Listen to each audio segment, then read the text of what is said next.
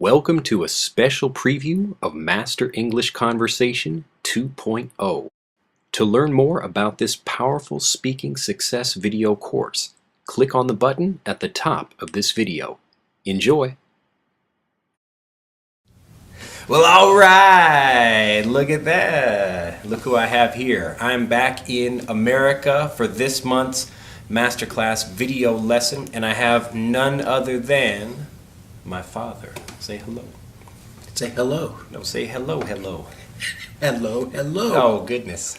So he and I like to joke around a lot, and I get a lot of that from him. We say the apple doesn't fall far from the tree. This means that I'm like my father. And what are you looking at? Oh, my goodness. I was looking at the apple. I know, the apple. Oh, my goodness. See, we don't edit this either. You get to see all of this.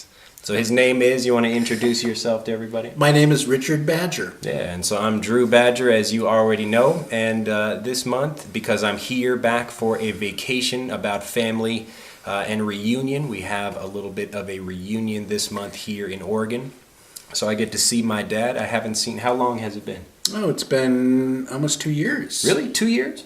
Since your sister got married. Yeah, so my sister got married. This was about, I guess, a year and a half, 2 years ago. And that was the last time we got to see each other. How's the girlfriend? Oh, I don't know if we should talk about my girlfriend. Why not?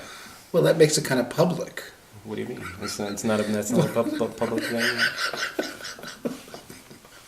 My girlfriend is fine. Uh-oh, very good. Well, we'll leave that one alone then. That's a secret. Don't worry about that. In case you're watching. Yes, don't tell anybody. Look in the camera right here. Don't look over here. Don't get confused by that.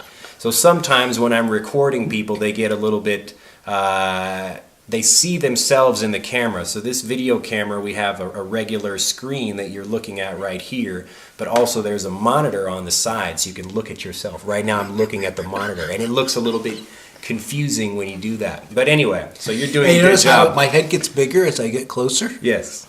Just keep your eyes in the camera like that. Very good, very good.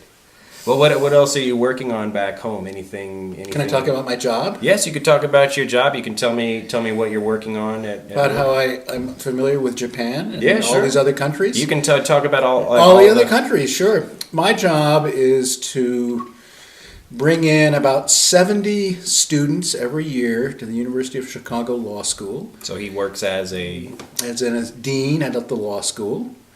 And these students are in a program for foreign-trained lawyers. So they're lawyers in their country already, but they come to the United States to spend a year, and during that year they will study about American law, and then afterwards they'll go back to their countries, and this will be beneficial to them because they will be dealing with clients who may be U.S. clients wanting to do business in their countries, or dealing with American lawyers representing U.S. clients, and so familiarity with American law will be helpful. And they come from about a commercial for the you asked me to talk. Oh, go ahead. I'm happy to help. Yes, and so I'm sort of their social chair. I take them to a baseball game. I have them over to my home for Thanksgiving. So you teach them the culture in addition to just the law. And my children grew up thinking that that's what Thanksgiving was. Yes. Having a bunch of people from abroad in their home. And of course, the byproduct of that is I have a son who goes off to some other country. Yeah. So basically what Thanksgiving, even though we're at Christmas or the holiday season at the end of the year right now, basically for Thanksgiving, this is the main time for people to come back from wherever they are and to gather as a family, and there's a lot of eating turkey or other traditional Thanksgiving foods, and this is one of it's still the biggest holiday I think it is. Travel season of the year. The Thanksgiving always comes on a Thursday in November, so it's always a 4-day weekend, and many people will actually leave a couple of days earlier, so they'll turn it into a major travel time. And since my students all live abroad, they really can't go home for that period of time. So I have them over to my home, and then I tell them that the next day, which is the day after Thanksgiving, is the big shopping day in this country where everyone goes out and buys stuff. So we call this Black Friday. That's right. And it's called Black Friday because In accounting terms, if the numbers are black, that means you're making a profit. And if the numbers are red, that means you're making a loss. So the idea is that all of these stores and businesses have been losing money for most of the year, but then all of a sudden, people come and begin buying things for Christmas. And one of the nice things about Thanksgiving is it's not a religious holiday. You know, Christmas, New Year's, other events tend to be tied to a religion, but Thanksgiving is not religious, so it's something that everyone can observe. And that's why so many people are out celebrating and why it's such a busy travel time. So the weather is also occasionally not so nice, and a lot of people get delayed, and it's really terrible at airports and on major roads where a lot of people are traveling. But so we get to have that experience, and so just as my dad said, we have the experience of having all these international students come to our home, and so that's, instead of having a sit-down dinner with maybe 5 to 10 people in your immediate family, so your immediate family is all like your mom and your dad and your close relatives, maybe your cousins or uncles or something like that. We have all these students from all over the world, and so I got to meet people from Japan, China, India, Iraq, all countries. Europe, South America. Everywhere.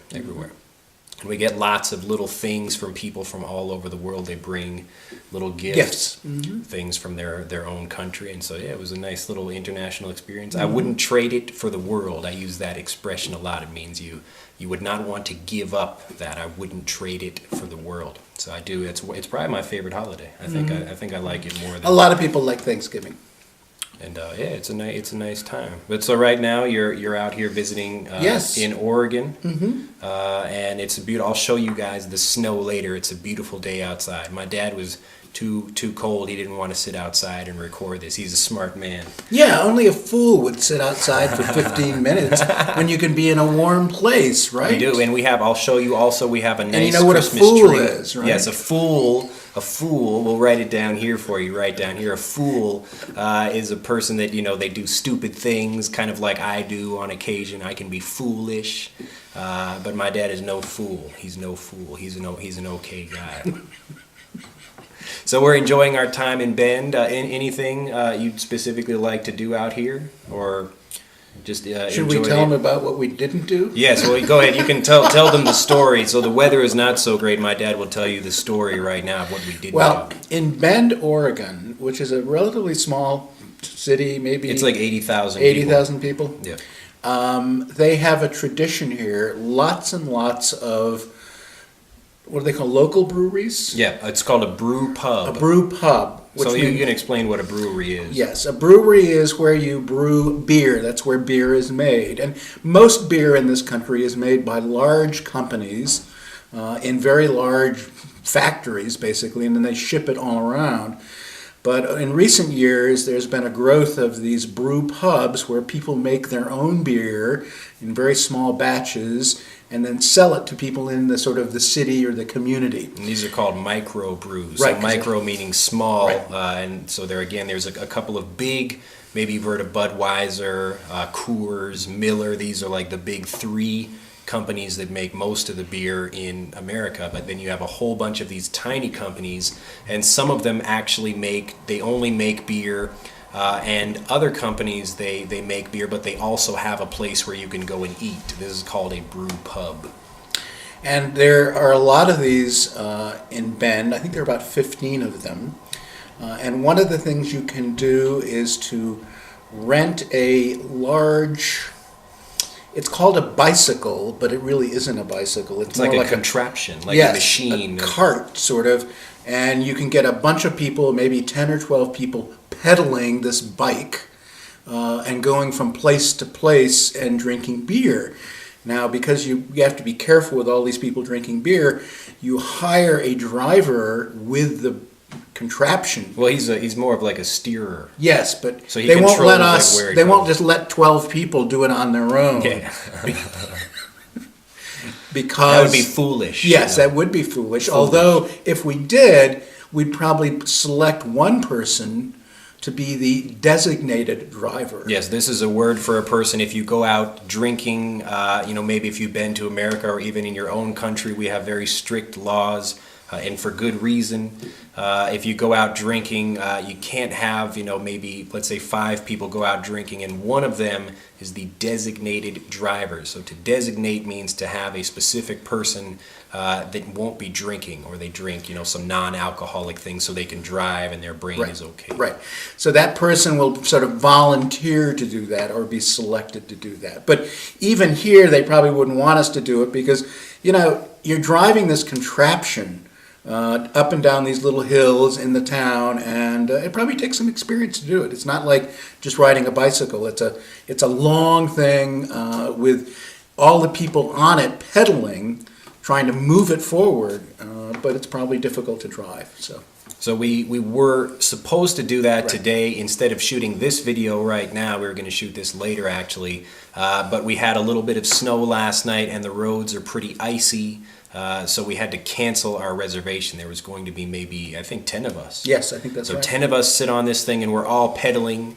Except for me, maybe I would sit back and relax and let the rest of them pedal while I... That's called being a free rider. Yes, a free rider or a loafer. I'm relaxing and I'm not... And the rest of the people are doing all the work. Yes, and they discover that, and that makes them unhappy because they feel he should be doing just as much work as I am. Yeah. Or you could say I'm trying to think of a good expression for that, where you could say I'm not pulling my own weight. Yes, that's true. So not pulling my own weight. You have a whole bunch of people doing something and I'm not doing that, so that's another good expression. So all the other people have to pull their weight and his weight. Yes. But yeah, we were thinking about doing that today, but now we get to sit down and have a nice conversation, nice like father-son chat. Yeah, it is. It's been a while. We talk sometimes. We send emails, but we don't really take so much time to talk, not as much as we should. That's probably right. And we should be talking more and maybe traveling more as well. We should. I think that's in order. And you can come out to Japan. I can. I went to Japan, unfortunately, about 10 years ago before Andrew got there. Or Drew, I guess it is. So my real name, if just for you subscribers out there. So everybody, I don't remember, I think maybe I was in high school. So my real name is Andrew. You probably knew that already if you've heard that before. But I go by Drew, and so most of the people that have known me since I was a young lad, a young boy, they call me Andrew. Or some people even call me Badger. They refer to me by my last name. Yeah, that's a tradition. People call me Badger too. Yeah, so it's a common thing in America. If you are very close with someone, you can use their last name in an informal kind of way. This is not like the Japanese style where people use a person's last name in a formal way, or other cultures that do that as well. So we call this a term of endearment. It's just a polite way or a kind of casual way of introducing someone or referring to a friend or somebody like that. And because some of the people who apply to my program do come from Japan and China, where there may be a tradition of having the order of the names different, where you have the family name first and then the given name or your familiar name second. I have to explain to them that this is the way we do it in this country, but people still will write to me as Badger, not realizing that it's my last name. Yeah, and sometimes it's interesting. I know if I get like an email, since I speak with people from all over the world, I get emails from people, and I don't actually know which is the first name or the last name, just because I'm not used to that. So don't be afraid to ask somebody if you hear their name or you see something written down. Number one, if you don't know how to pronounce it, you can always ask them and say, how do you pronounce this? How do you pronounce this? Or you can say, which is your first name? So your family name or your last name, that's the second name. Also, my middle name is Mark. So it's Andrew Mark Badger. That's my full name. But you often don't use the middle name unless your mom is mad at you, and then she will say, Andrew Mark! And then my mom will, and you've heard that many times. But it's really like it's, so the middle name, and again, it's different in different countries, but usually in America we have a first name, a middle name, and a last name as well. And sometimes the middle name, we get that from having like you get like maybe your grandfather's name would be like your first name and your uncle's name is your middle name, something like that. People do lots of different things, but usually the middle name isn't used unless your mom is angry. Now, when my students graduate from their program, I have to read their names in front of a big audience, right? And of course, I'm reading names that I'm not familiar with the language Some of the South Americans may have 6 or 7 names, because the custom there is that when you get married, you take on the names of the parents. It's very complicated. So what I do in the very beginning of the program is I have them say their name and record it just like this, and then I say it myself, and then they correct me. And then I have a tape. Well, you do that with all of them? I do. Really? Or I you do. mean just the ones you No, all of them. Really? All of them. I mean, some of them will come from countries like England or Australia or New Zealand, where it's pretty easy to pronounce the names. Sure. But the most difficult names actually are the names from the students in Brazil and in Portugal. Because the Portuguese language looks a lot like Spanish. The names look like it's Spanish, but they're pronounced differently. And I try to get the pronunciation as correct as I can, because What's the longest name you've ever? oh, I probably had a name with 6 or 7 names. Do you remember what it was? I don't. You know, Was it like De La something? Or? you know, I can't remember specifically, but they're long.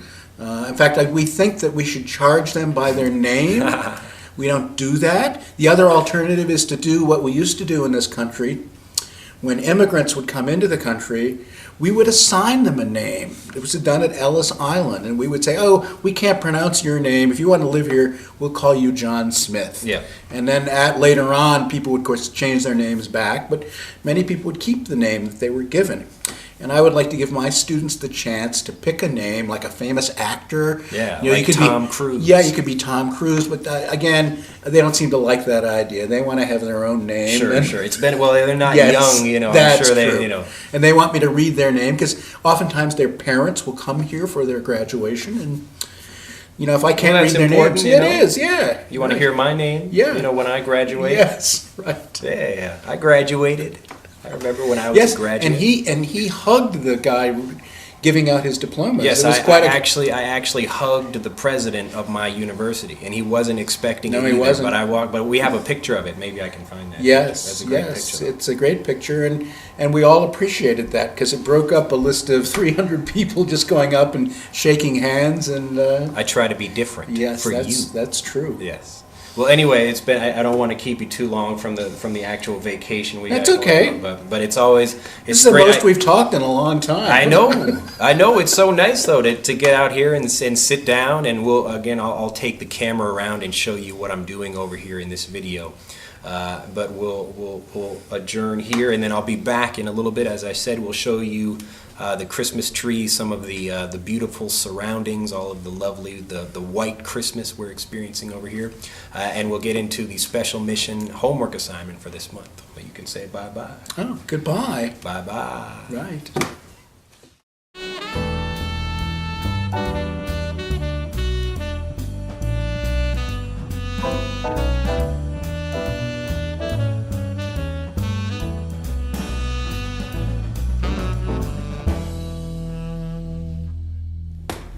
Well, hello and welcome to the special mission homework assignment for today.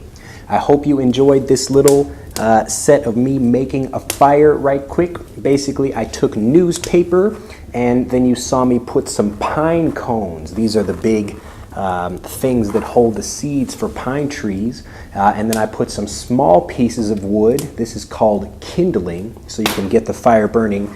And then you can see up top I have the bigger pieces of wood. I really love a fireplace, and here in Oregon, where I am for vacation, you can hear the fire. It's very hot sitting here by the fire, but it's very warm, and I'm glad you're able to share it with me if you are feeling cold where you are.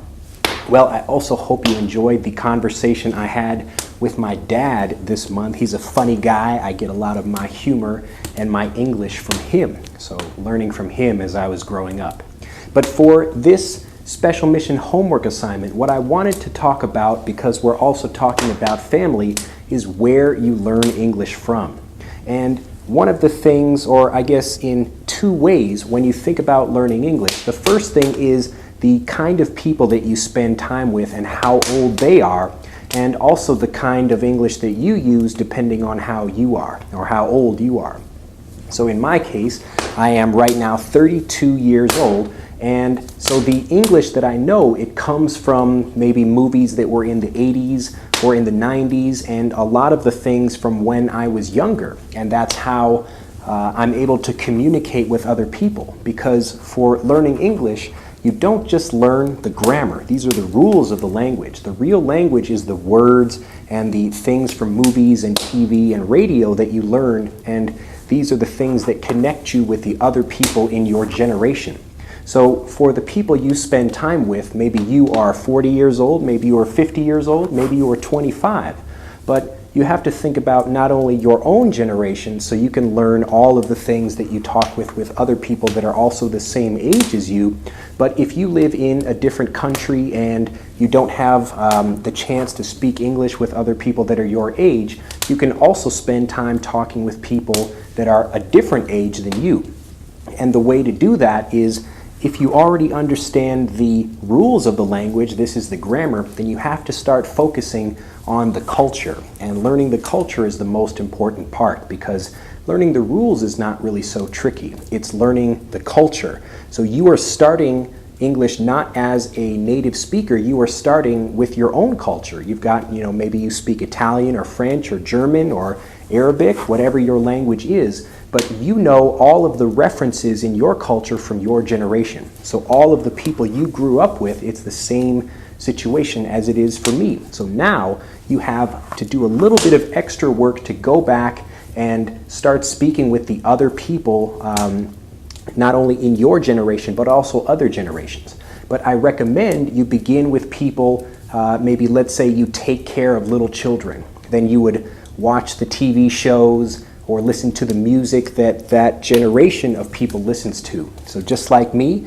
I don't know all of the references that my father uses or my mother or my grandfather. He will talk about something, maybe a joke that everybody in the culture knew from World War II, but I have no idea.